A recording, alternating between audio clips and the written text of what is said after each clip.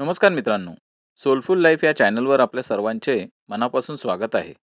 आज आपण एका अतिशय महत्त्वाच्या आणि प्रत्येकाच्या आयुष्यात उपयोगी पडणाऱ्या विषयावर बोलणार आहोत. तो विषय आहे सोडून देता आलं पाहिजे. जीवन समजून घेण्याचा हा एक महत्त्वाचा धडा आहे.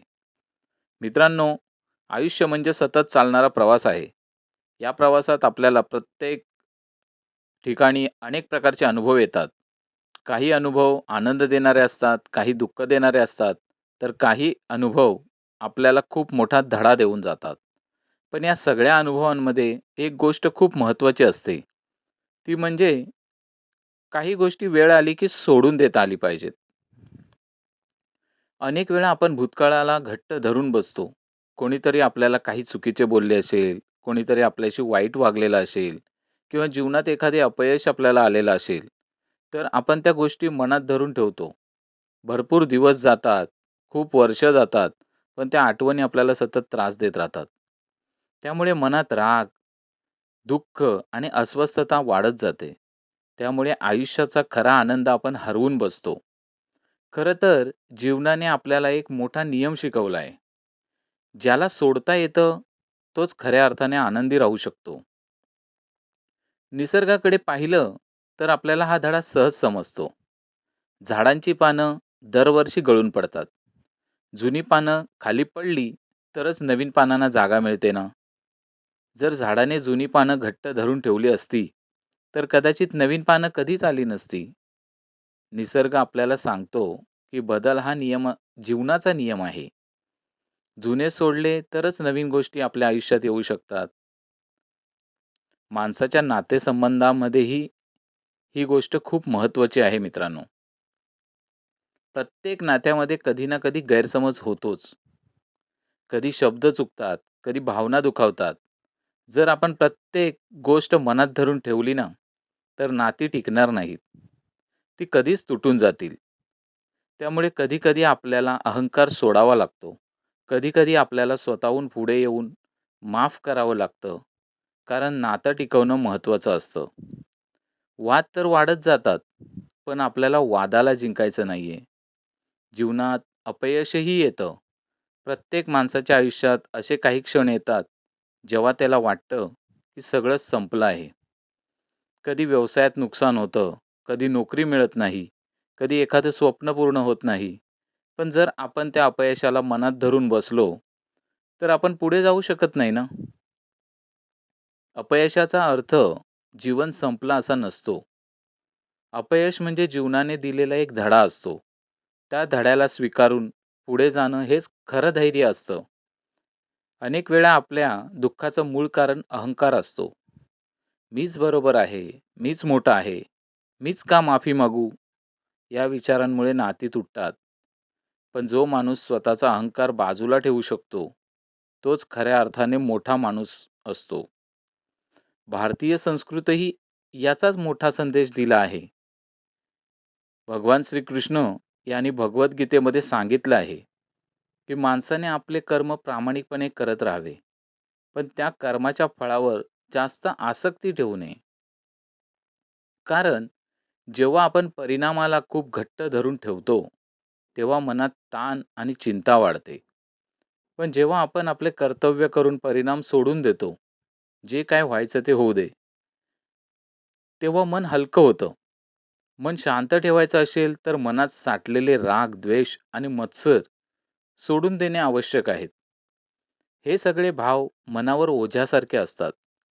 जेव्हा आपण ते ओझे खाली ठेवतो, तेव्हा मनात शांती आणि समाधान निर्माण होतं. एक छोटी कथा या ठिकाणी सांगावीशी वाटते.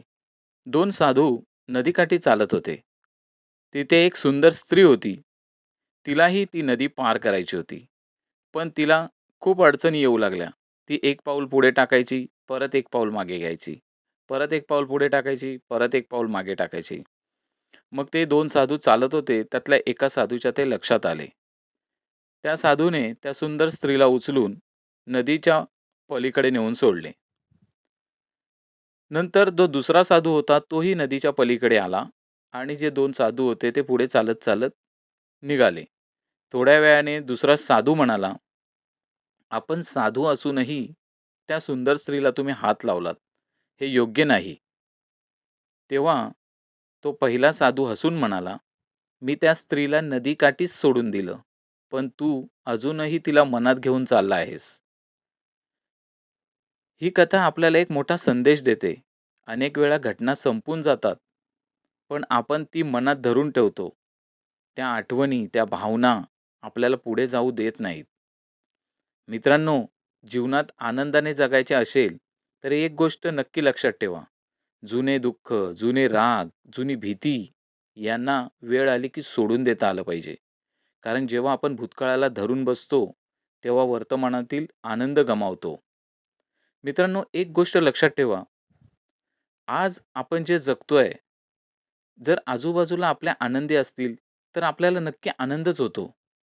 पण जर आपला कोणाबरोबर वाद झालेला असेल, तर बराच वेळ ती गोष्ट आपण आपल्या डोक्यात ठेवतो आणि त्या गोष्टीवर नुसतं आपला दिवसभर चिंतन चालू असतं, जे काहीच फायद्याचं नसतं.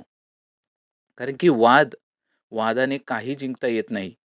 मित्रांनो, उलट हा आपल्या शरीरासाठी आणि पुढच्या भविष्यासाठी खूप धोकादायक असतो.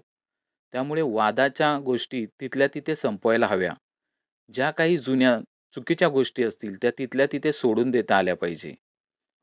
म्हणूनच आजपासून एक छोटासा निर्णय घ्या.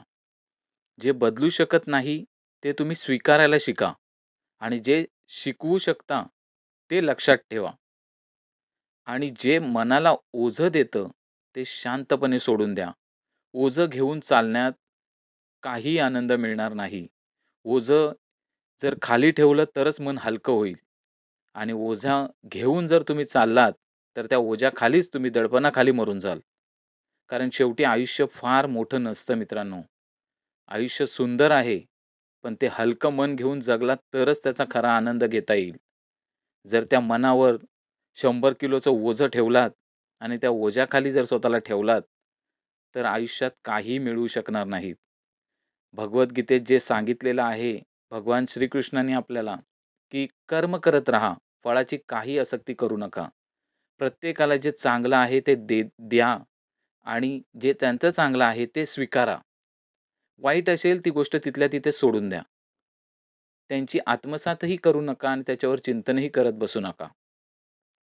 म्हणून जीवनाचा एक सोपा नियम लक्षात ठेवा मित्रांनो, धरून ठेवण्यापेक्षा कधी-कधी सोडून देणं अधिक मोठं असतं.